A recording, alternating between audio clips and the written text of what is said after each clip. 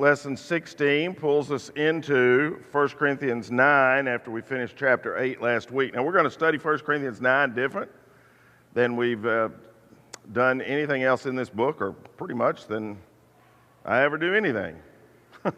We're not going to start, if you'll look at the first verse on your outline, is verse 20. We're not going to start at the beginning. I'm going to do 2 weeks of lessons on the two major themes in 1 Corinthians chapter 9, but we're going to jump all over the place within that chapter while we are doing it. So, you remember last week in chapter 8, there was the big discussion about could you eat sacrifice to idols, and how the Jews didn't care one bit about that issue, but it was a big, big issue to the new Christians who were Gentiles. And so some of that theme is continuing over into chapter 9. Paul is going to point out we have the freedom to place limits on our own freedom. That's what our primary freedom is. It's to place limits on our own freedom. The greatest freedom of all is to know where your boundary is so that you don't step outside of a boundary into somebody else's place or outside of your own place. And that's Paul's strategy, as you're going to see here in this chapter, in chapter 9, for sharing the gospel.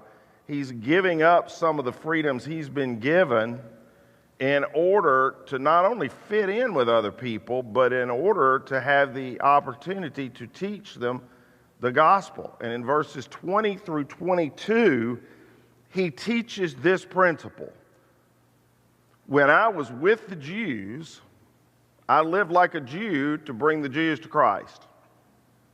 When I was with those who follow the Jewish law, I too lived under that law. Even though I am not subject to the law, I did this so I could bring to Christ those who are under the law. When I am with the Gentiles who do not follow the Jewish law, I too live apart from the law so I can bring them to Christ. But I do not ignore the law of God, I obey the law of Christ. Now, surface reading of this would clearly say that's inconsistent. It does not take a genius to figure out that seems somewhat inconsistent, does it?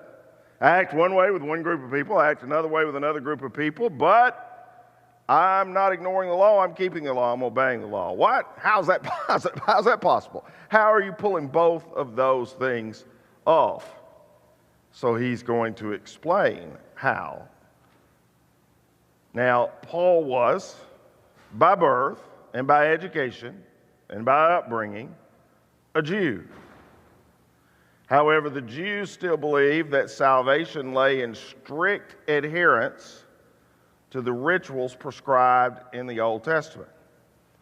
And Paul knew that participation in their festivals and rituals was not required for his own salvation, but he also knew that participating in them was not particularly sinful. And that if he didn't participate in them, they wouldn't listen to a word he would say. In fact, they probably would have kicked him out of the synagogue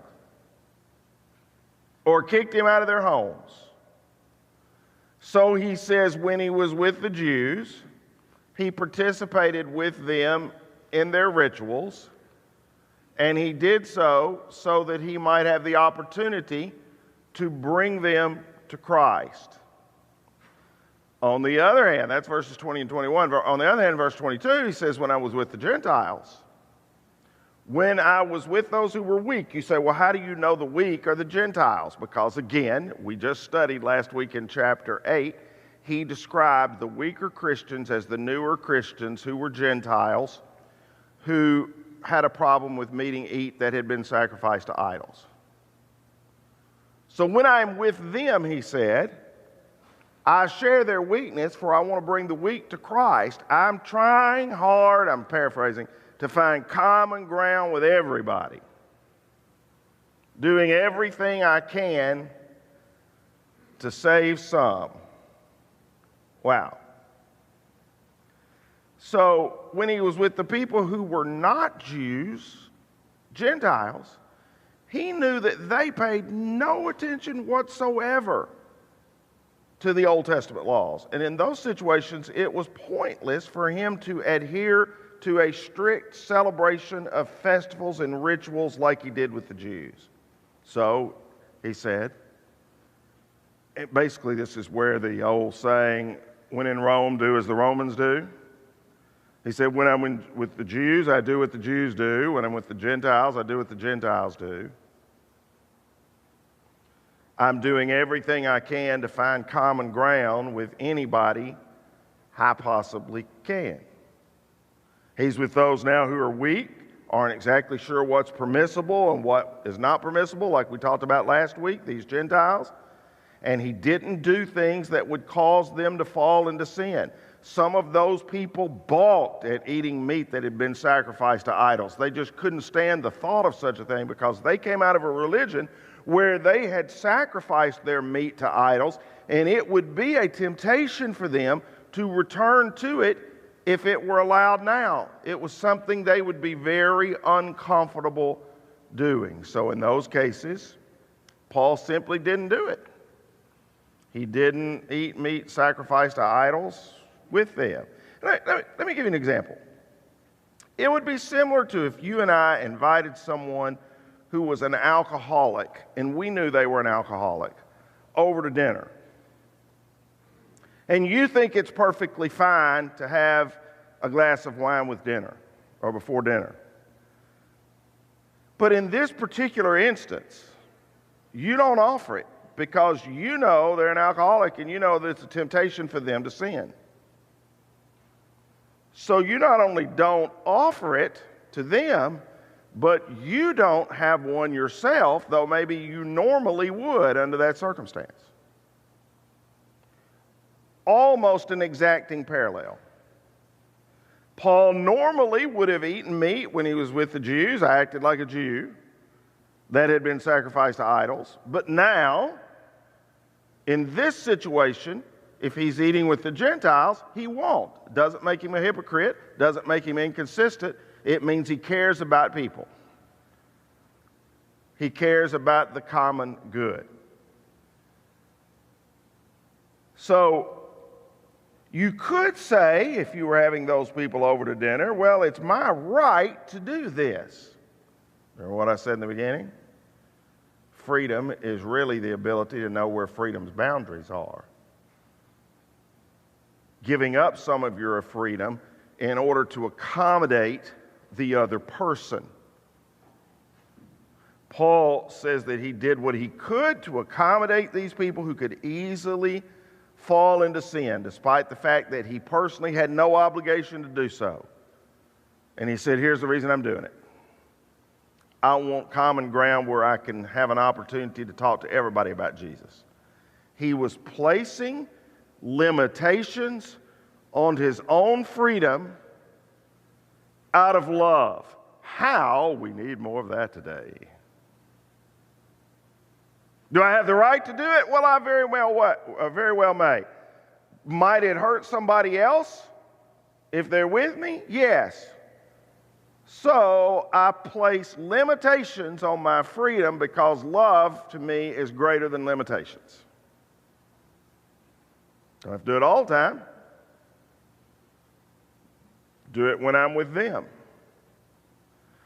And all the examples that Paul gives, the guiding principle is that he would participate in their rituals and accommodate them as much as he could, as long as what he was doing did not violate the law of Christ. So let's take that up from the other side. We looked at it from the Gentile side and used the example of serving alcohol to an alcoholic as it was meat sacrificed to idols. How about from the Jewish side? When he went to the homes of Jews, he participated in all of their rituals. Wow! That's kind of hard to believe. He didn't have to. He probably didn't want to. But he did. It probably made him uncomfortable. But he did. Why? because he was using the same standard of trying to find common ground on both sides of the argument or belief systems. I view that as not inconsistent. I view that as very consistent. Now, here's the big question, and that's what this is the question that most of the chapter is going to be addressing. Why in the world would he do this? Why in the world would he act this way? I mean, he has said over and over again, and if you're with us on Wednesday night in the study of the book of Galatians, he has said over and over again that he's free from the rigid guidelines placed upon you by the world. That's what grace is. So why would he voluntarily submit back to those same kinds of guidelines on both sides of the fence? When he's with the Jews, he participates in the rituals and the festivals of the Jews. When he's with the Gentiles, he doesn't eat meat sacrificed to idols or do anything that's questionable to them. Why would he do this? And it goes a step further, actually. A perfect example of this is in the book of Acts, when he recommended to Timothy, who was a Greek, that Timothy be circumcised before he go and teach among the Jews. Now that's no little thing. That's easy for Paul to say. He was circumcised on the 8th day when he was a baby. He doesn't remember anything about it, hopefully. But Timothy is a full-grown adult. And the reason Paul said this is, look, everybody knows you're a Greek. Everybody knows your father's a Greek.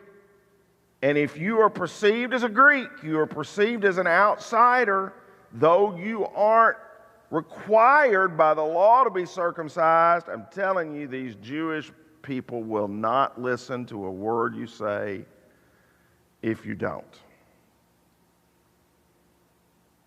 Same as the two principles we've already discussed on both sides of the fence, the Jews and the Gentiles. So Timothy was circumcised before going to preach and work among the Jews. Why would Paul suggest this? And what could possibly motivate Timothy to do this? We're having a hard enough time finding preachers today. Can you imagine if we start adding that to the list?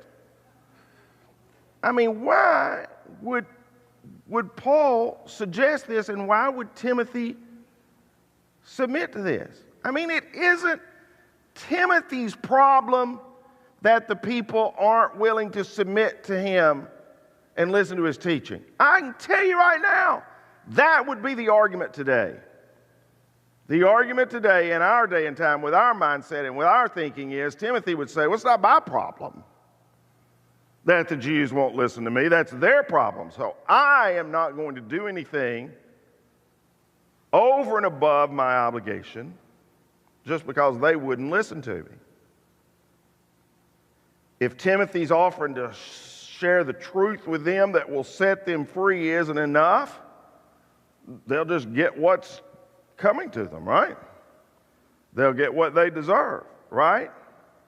Well, that isn't the way Paul and Timothy saw it at all.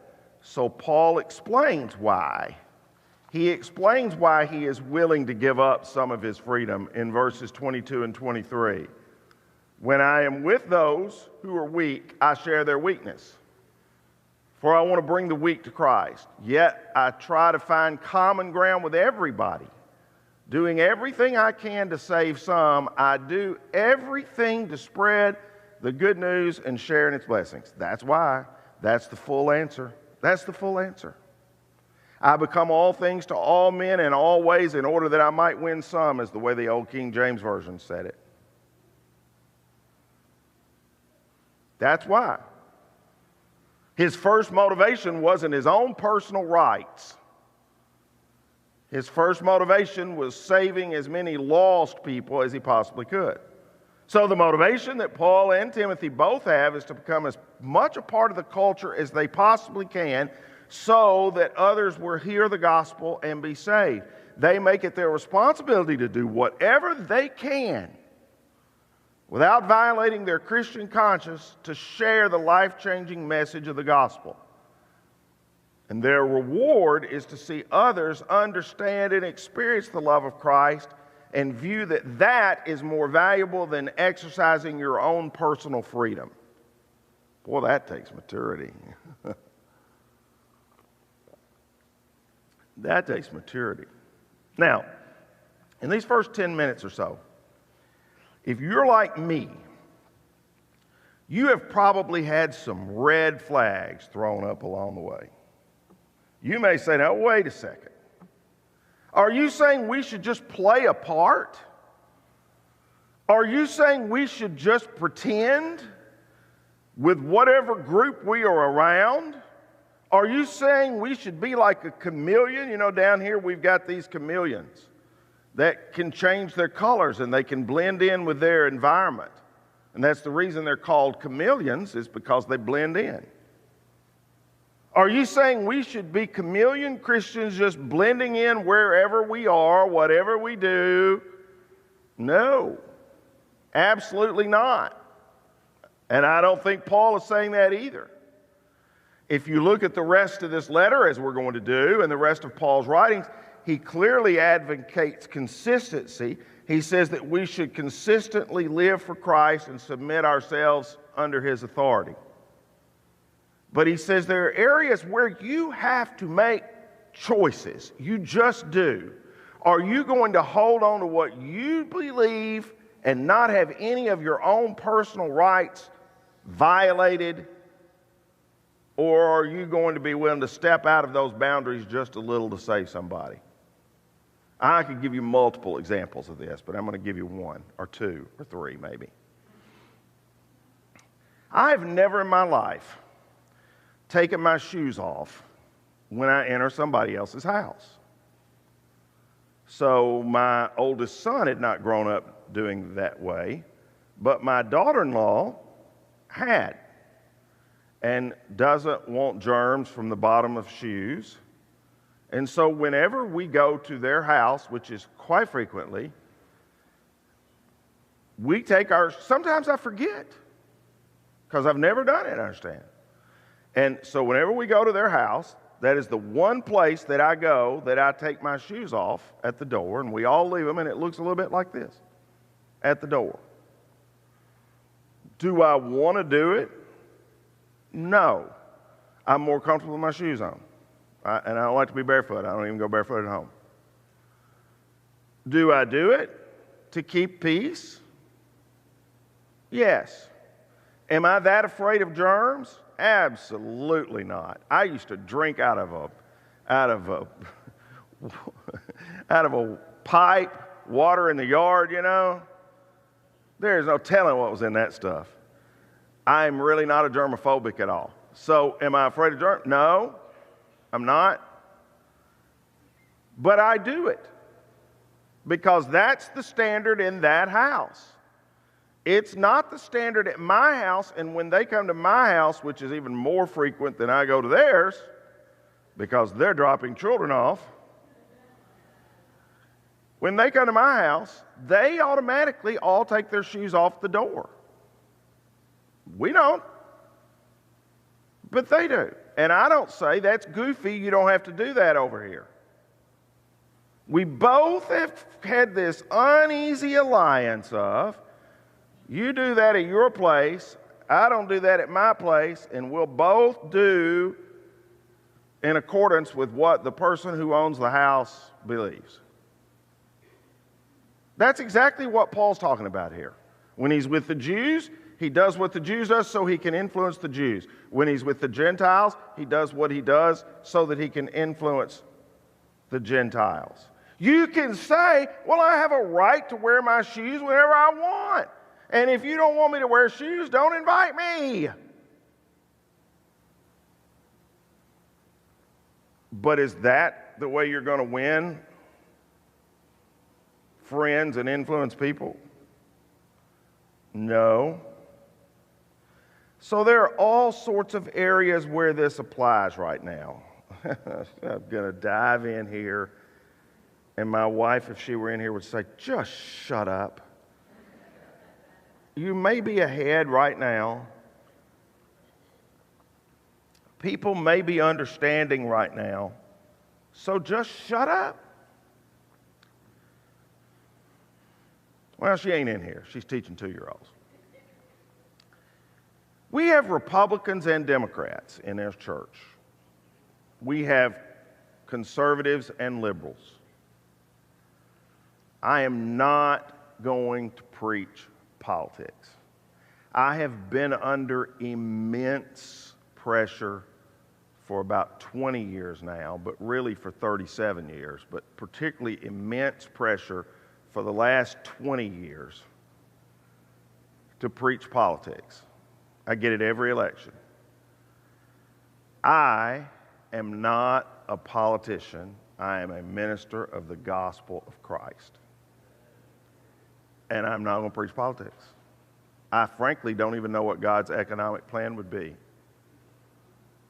I know what my preference is, but I don't feel like I should impose, by my position, my personal beliefs about the economy or national defense or an issue like that on you. And I feel actually it would be an abuse for me to do so because of a position of having an hour or two a week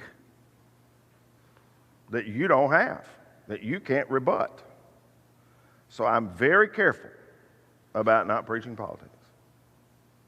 Now, I do not believe that some things are political, they are biblical. So therefore, you have heard me preach on homosexuality and gender identity, and I will be doing that soon in a class.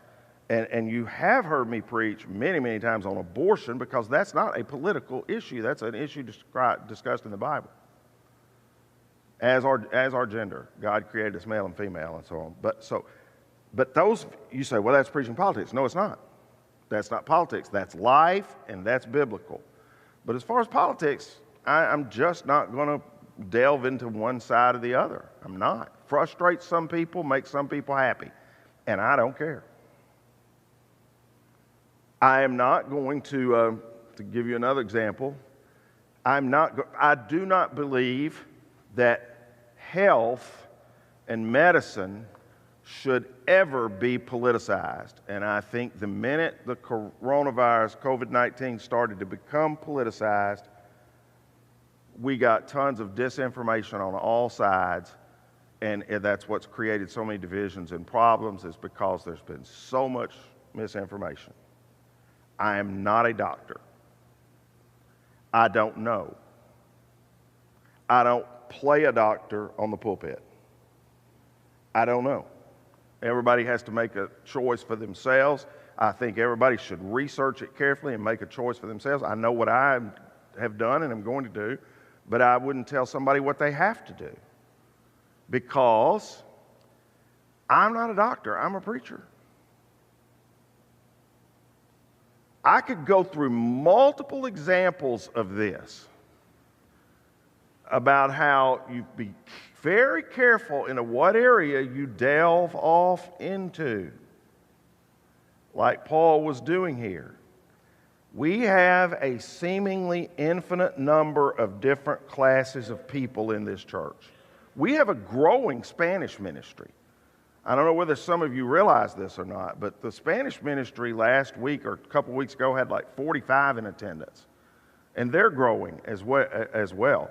And so we have a number of different classes of people. And in nearly every case, we do everything we can to respect and accommodate them, earning the right to be heard. I do not believe for 1 minute that's acting like a chameleon. I believe that's acting like 1 Corinthians chapter 9 says. And so, why do we do this? Why is this so important? Well, it's important because people are lost without Jesus, and I frankly think one lost soul is more important than any politics. I frankly think one lost soul for all eternity is more important than any issue.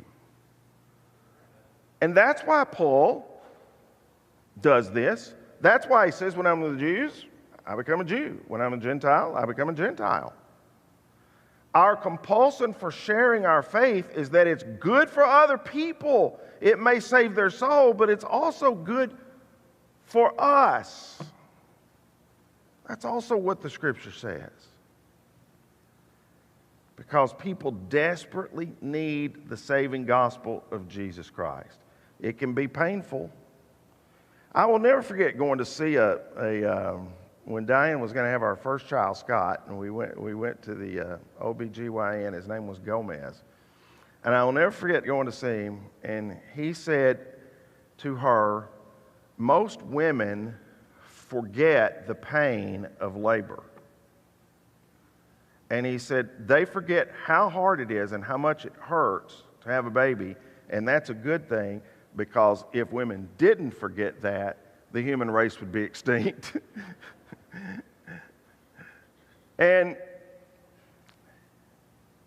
I don't know if women really forget that pain or not, but I do think that sometimes we who have been Christians a long time forget the pain of not having God in our lives and not having the Holy Spirit in our lives. And we forget the pain of sin and the guilt and the shame and the humiliation and the embarrassment of sin.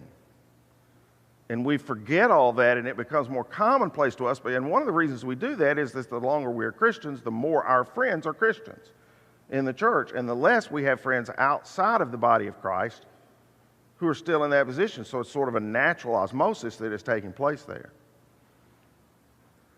And so Paul is reminding us here, hey, remember what it was like to be lost. You still know people out there who are lost, Jews and Gentiles. I do whatever I can to be all things to all people at all times in whichever group I'm in. Okay, the main question then, how do we do that? How do we do that? And that's what Paul addresses in the rest of the chapter. Let's see how he will answer how to do that. Even though I am a free man with no master, I have become a slave to all people to bring many to Christ. When I was with the Jews, I lived like a Jew to bring the Jews to Christ. When I was with those who followed the Jewish law, I too lived under that law. Even though I'm not subject to the law, I did this so I could bring to Christ those who are under the law, the Jews. Don't you realize that in a race, everyone runs, but only one person gets the prize? So run to win. All athletes are disciplined in their training. They do it to win a prize that will fade away, but we do it for an eternal prize. So I run with purpose in every step. I am not just shadowboxing. I discipline my body like an athlete training it to do what it should. Otherwise, I fear that after preaching to others, I myself might be disqualified. Now, if we're going to be effective in sharing our faith, Paul shares 3 or 4 basic principles here that we need to get to before we close. And the first one is, I'm going to have to sometimes yield my own rights. If God is going to use me to lead others to the redemption that Jesus offers to all of us, sometimes we may have to learn to give up some of the things that are precious to us. I can tell you what the first one is, real easily. Free time. We're going to have to put our personal desires sometimes on the back burner. Yeah, you have rights. This is America. Nobody's going to argue with that. But if you're going to be involved redemptively in the lives of other people, you're going to have to give up some time and make some selfless commitments. You just are. Now, you remember I said we're treating this chapter different from the others, and we're just jumping around this week and next week in all parts of the chapter, and you may have thought, well, that was weird. He started with verse 20. Well, under this point, let's go back and think about the first few verses. Paul is talking about giving up some rights. He said, don't we have the right to live in your homes and share your meals? Don't I have a right to have a believing wife as other apostles and the Lord's brothers do, and as Peter does? If you support others who preach to you, shouldn't we have an even greater right to be supported? But we have never used this right. So he's using common things of life. Don't I have the right to have a wife? Yes, I have the right, but it would hinder me from what I'm doing in traveling all over the known world to share the gospel and establish churches. Don't I have the right to stay in your homes and enjoy your meals and your fellowship? Yes, I have the right, but I have chosen to take care of myself. Don't I have the right to have your support, to have you support me? Yes, I do, but I've never used this right. So he's saying, I have learned how to yield some of my rights.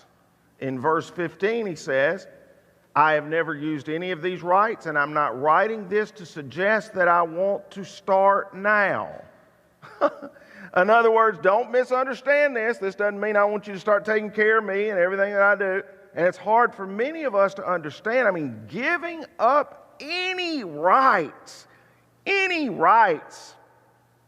in this society goes completely against this age of entitlement, where a 16-year-old gets a new car and complains about a new car. Not a new, as in new, used car. A new car! And complains about the color of it. I mean, we live in the age of entitlement.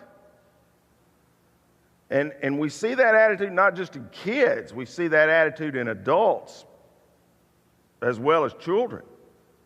People have been conditioned to believe they deserve a home, they deserve a car, they deserve a high-paying job, they deserve a free smartphone, they deserve the ability to retire at 50. Remember, we don't really deserve anything. Even the air that we breathe is a gift from God. We didn't build the air. We don't sustain it and keep it moving. We don't really deserve anything. It is all God's grace. So in that sense, we're not really giving up our rights. We're laying aside the blessings of God's grace in order to share it with others. You know who was the best at this? The best ever? Yeah, I bet you do.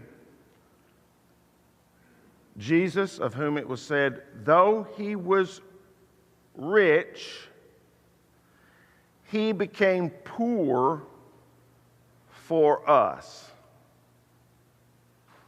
And that's the same principle Paul is preaching here in 1 Corinthians chapter 9. I have all these rights, but I have given them up for the purpose of saving others. Wow. So, I'm not trying to be harsh with this question. I'm really not. I'm just trying to teach this text in its context. Can you think of a time you have ever given up something to save someone else?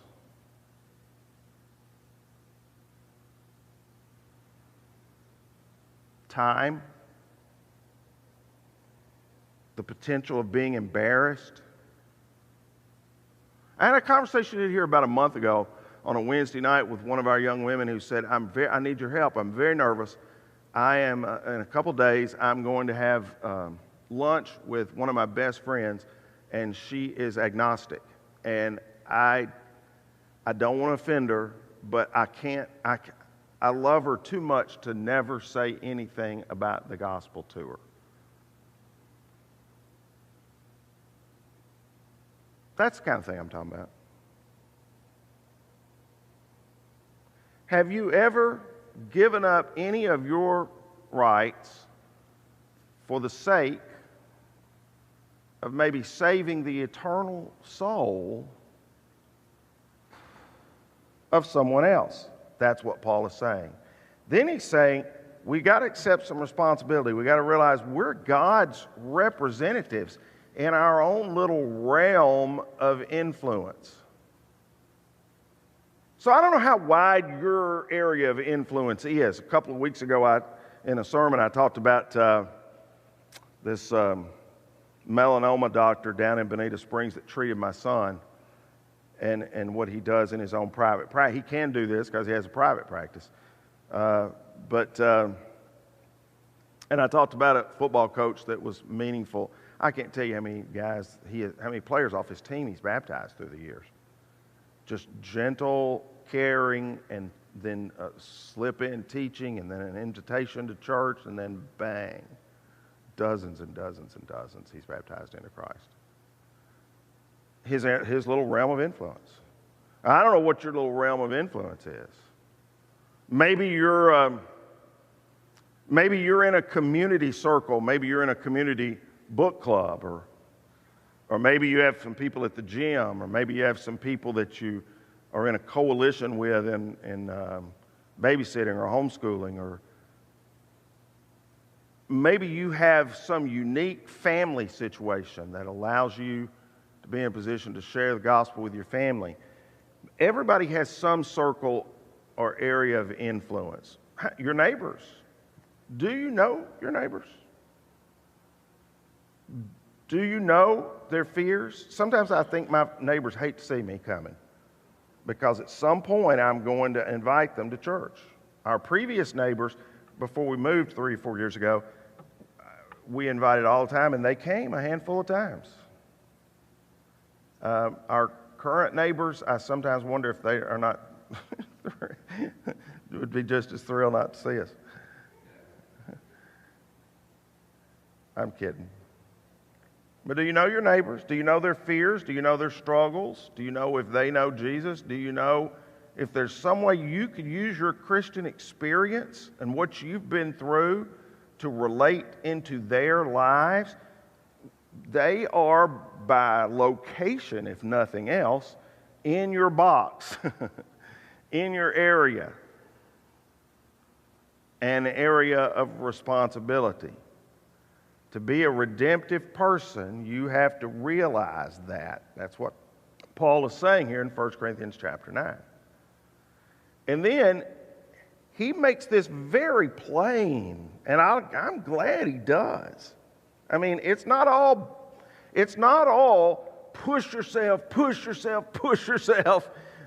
It's not all you should. It's also, hey, look what's coming for you. He says we should look forward to our rewards for sharing our faith. He writes about it beginning in verse 24. Don't you realize that in a race, everyone runs, but only one person gets the prize? So run to win. All athletes are disciplined in their training. They do it to win a prize that will fade away. But we do it for an eternal prize. Look at the comparison he makes there. You know, it's an interesting thing. Sean called me this week in Vacation Bible School, is next week, and the stage Wednesday night will be decorated and full with stuff, and he has cleared out the old library, and the stage will have all the bookshelves that were in there and everything, and he said, I just need to know, is it okay to throw some stuff away? And I said, well, like what? He said, well, there's some early 1970s softball trophies in here. And I said, if you even need to ask, the answer is it's okay. There is nobody left in this church on a softball team from the early 1970s, I can tell you that.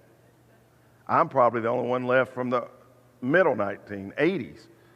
But I can guarantee you that's not a problem. Those trophies fade away. Nobody cares. Some of you have probably thrown away some of your own trophies. I have when we moved. Who wants a prize that fades away?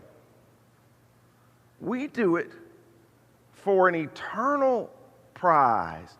So I run with purpose in every step. I'm not shadowboxing. I discipline my body like an athlete, training it to do what it should. Otherwise, I fear that after preaching to others, I myself might be disqualified. This prize is the joy the moment we finish our races. We cross the finish line in heaven and we hear 7 of the greatest words any of us will ever hear. Well done, thou good and faithful servant. And it's okay to look forward to the reward. Paul does it here. And he's given up a lot. And then he said, adopt a servant's role and mindset. Look at what he said in verse 19. Even though I'm a free man with no master, I've become a slave to all people to bring many to Christ. In other words, he's saying, although I'm my own man, I'm voluntarily making myself a slave to everyone. Why? To win as many people to Christ as I possibly can. Listen, there is a direct correlation between my effectiveness in outreach and evangelism and my ability to serve others. And Christians like you and me, we need to get this one right, because in the past, evangelism has unfortunately all too much been about coercion. We used to act like salesmen forcing our way into people's lives. And that doesn't work because it puts us above people. Paul knew the importance of adapting to his culture, the life situation, lost people around him.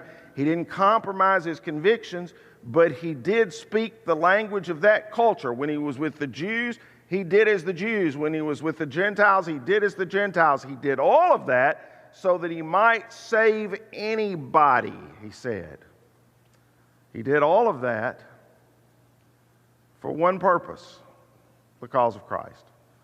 Through the years, I've changed some things that I believe, but I've changed a lot of the things that I do to teach what I believe. When I first started preaching and when I came here in the first 10 or 15 years I was here, I mostly preached at the pulpit.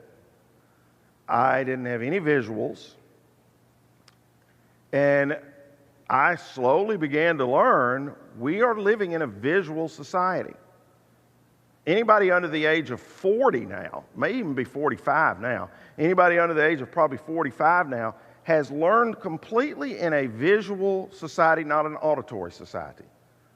And so I used tons of visuals. We were the first Church of Christ I know of anywhere in the country to use PowerPoint. We were using it back in the late 90s when it had first been invented.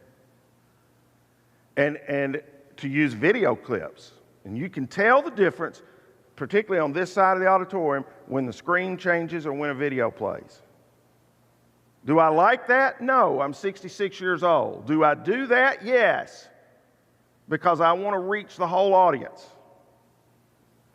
I changed translations that I use about 10 or 12 years ago. I came here preaching the King James Version. I moved to the NIV about 10 or 12 years ago. I realized the NLT was much more readable, particularly to people under the age of 25, and I changed, although I use all translations. There's some lessons you'll have 5 or 6 different translations in there. But as a general rule, we use the New Living Translation because it's the most readable and understandable translation. I'd rather have a Bible that somebody reads and understands than have one that they don't read and don't understand it. I could go on and on with the ways I've changed the presentation of the message. I hope not change the message, but the presentation of the message, which is kind of an interpretation of 1 Corinthians chapter 9. But that's the point. We've got to learn to speak the language of the culture and give up our own rights in some sense without compromising the truth.